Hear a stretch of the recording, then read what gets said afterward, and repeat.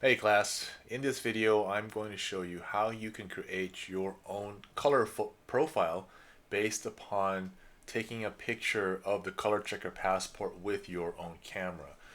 So what I'm talking about here is the color profile that you would see in your develop module. On the upper right there is a section here under the basic panel called profile, and the generic color profile that comes with Lightroom is called Adobe Color. And if you click on that, there's other presets that are included with Lightroom. These color profiles tell Lightroom how to render your colors and apply them to your raw files. Uh, by default, it is Adobe Color, and that applies to basically any camera that produces raw imagery. However, you have the ability to create your own color profile for your specific camera. So the way to do that is, first of all, you got to take a picture of the color checker passport, a good exposure of it, not overexposed on the highlight, so nothing blown out. This is a pretty decent exposure here. The first step you got to do is export this as a DNG, as a digital negative. Okay, you don't have to color correct any of this. You don't have to, in fact, you shouldn't do any kind of adjustments because it's not going to read them. So it's crucial that you have a good exposure of your color checker passport. So let's go ahead and export this. I'm going to go to the grid module, and I'm going to export it by clicking on the thumbnail first. Then I'm going to click on the export button, bottom left.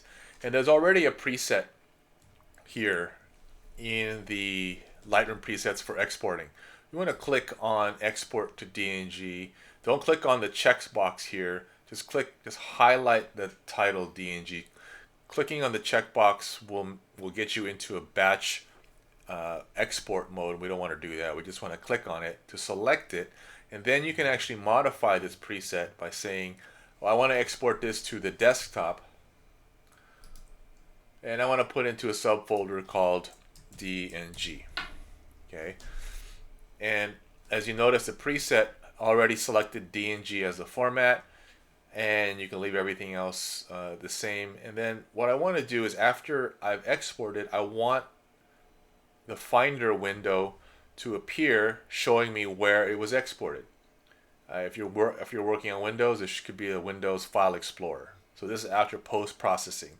What do you want Lightroom to do after it's done its exporting? You can say show you the exported files. Okay, so I'm going to go ahead and hit export, and it's going to put it in the subfolder under desktop. So there it is. It actually brought the Finder window up automatically because I designated for it to do so. And here is the DNG. Now I am ready to use this DNG file to create my own color profile based upon my camera. So to do that, you'll need the software called ColorChecker Camera Calibration. This is a free download. I've put the link in the assignment that's associated with this video, and you can download it for free for your operating system and go ahead and install it. I've already done this, so I'm going to go ahead and run it. Once the software starts, what you need to do is place your DNG file somewhere that's accessible, because you're gonna drag and drop that DNG into the open application. When you start this application, you'll get this message warning you about a reminder to calibrate your monitor. So you just go ahead and click OK and bypass that. And you want to make sure that DNG is selected, not dual illuminant DNG or ICC TIFF. Just one single DNG to evaluate and create a color profile with.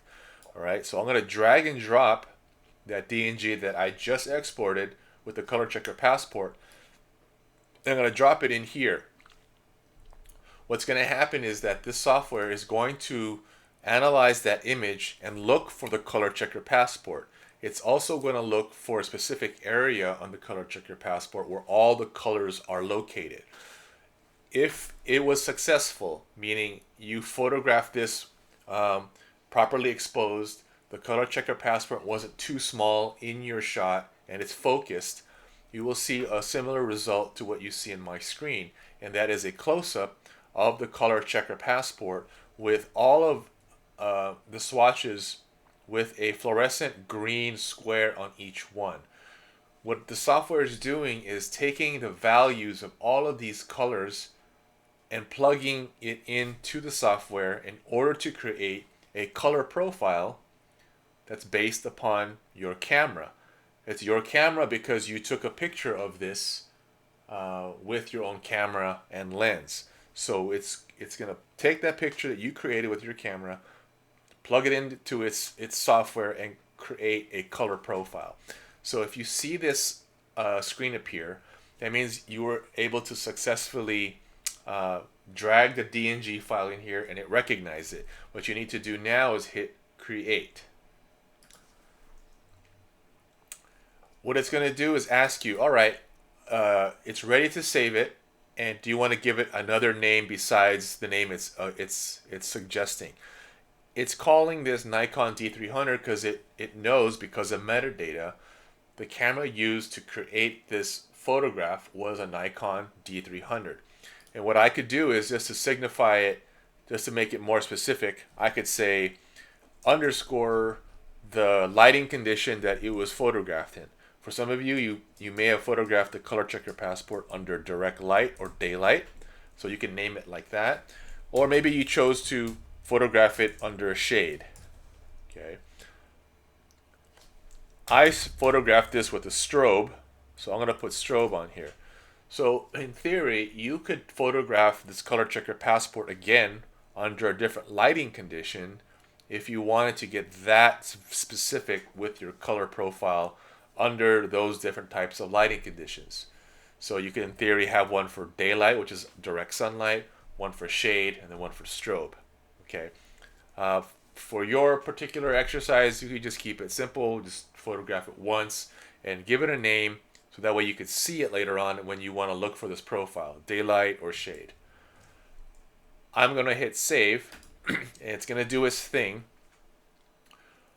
Once it tells you that it has been successful in creating the profile, what it's going to do is it's going to save it in that suggested directory.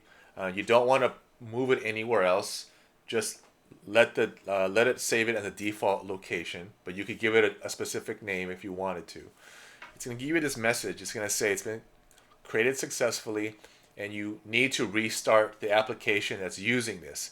The application that we're using this in is Lightroom. So what I need to do is close out of Lightroom.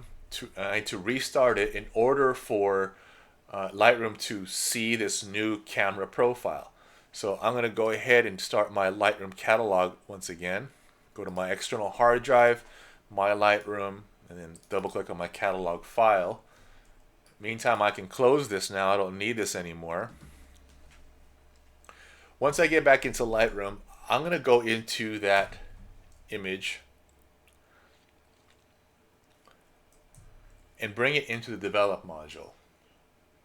Now I want you to take a look at this. So I'm now using the Adobe Color default profile. I need to find my profile that I just created and then apply it. So in order to do that, I'm going to click on Adobe Color,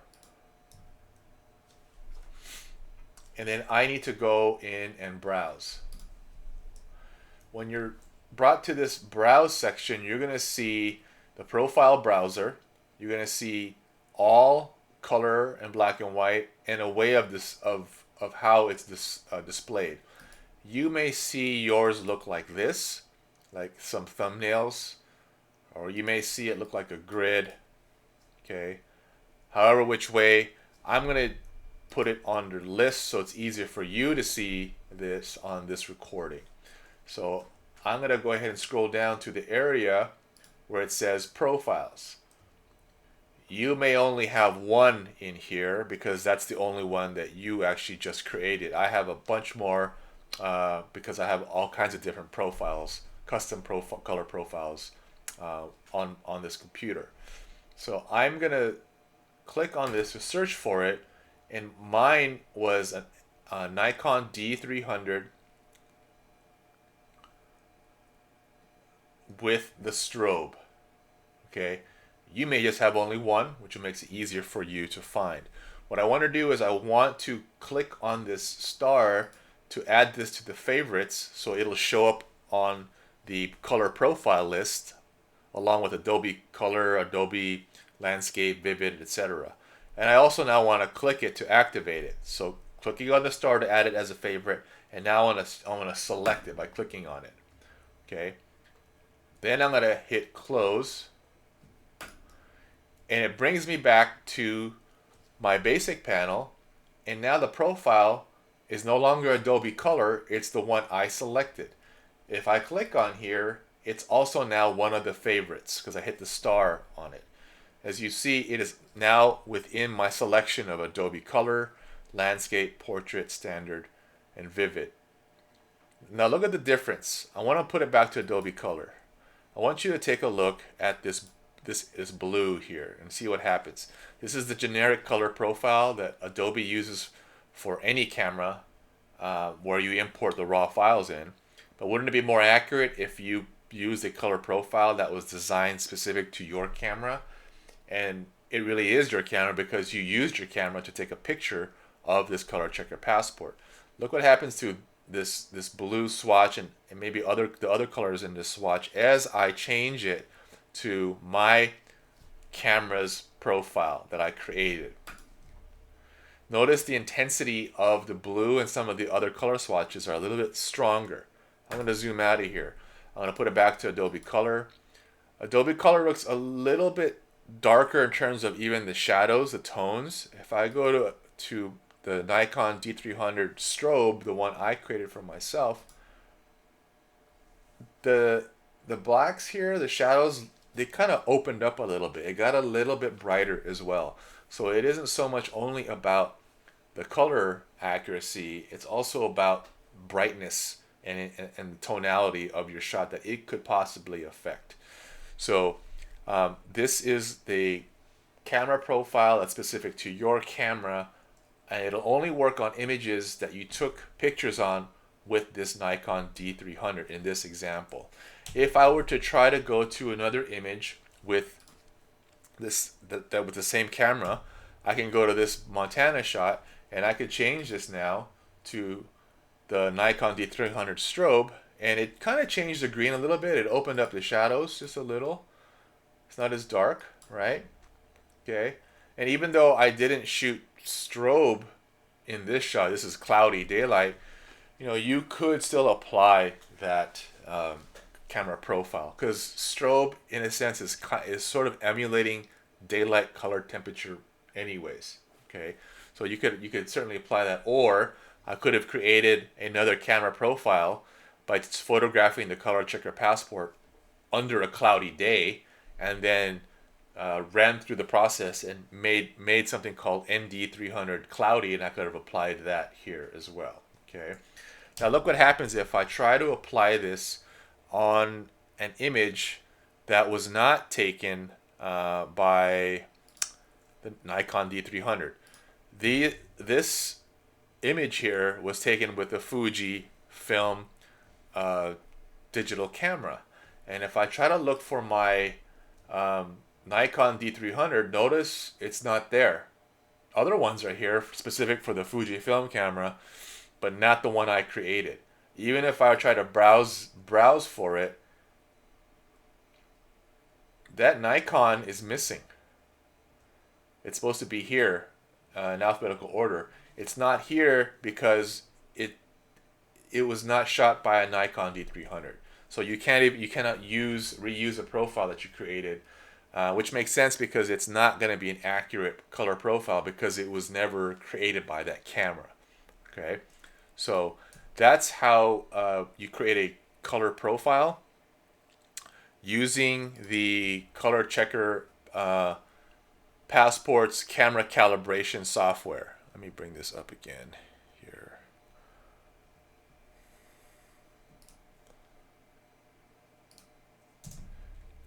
And once again, make sure some of you may have this image in your Lightroom catalog due to class demos. You need to do this process with your own image that you took of this ColorChecker passport with your own camera, because most of your images in your catalog are going to be from your camera and not mine. Okay, and that's it.